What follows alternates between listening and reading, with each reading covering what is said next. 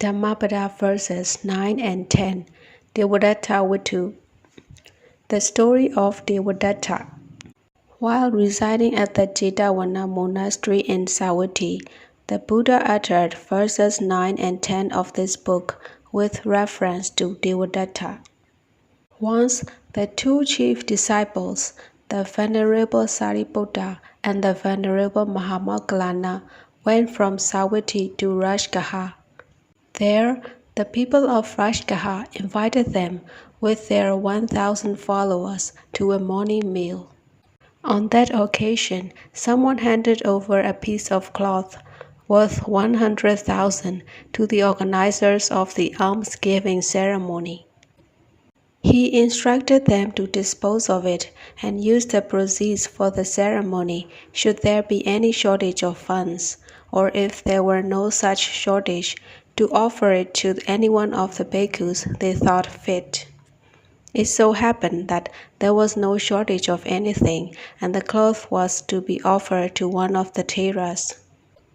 Since the two chief disciples visited Rajgaha only occasionally, the cloth was offered to Devadatta, who was a permanent resident of Rajgaha. Devadatta promptly made the cloth into robes and moved about pompously wearing them.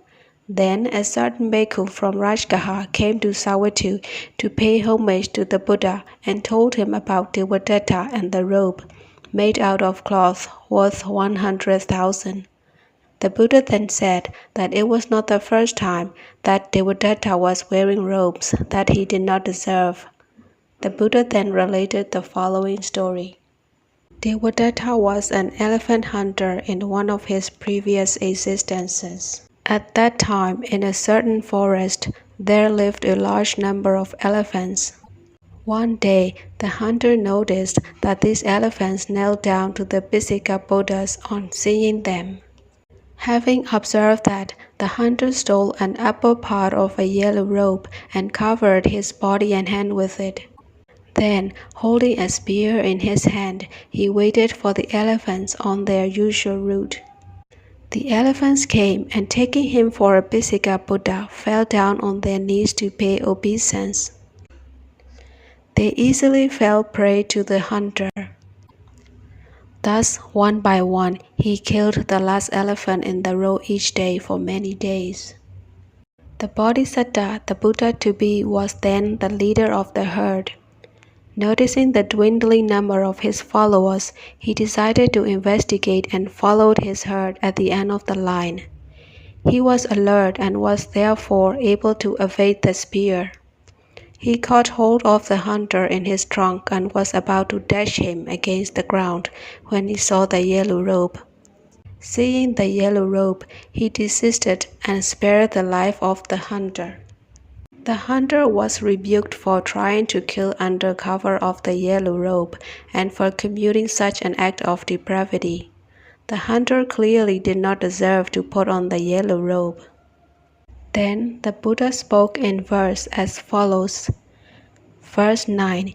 He who is not free from taints of moral defilements, kilesas, and yet dons the yellow robe, who lacks restraint in his senses and speaks not the truth, is unworthy of the yellow robe.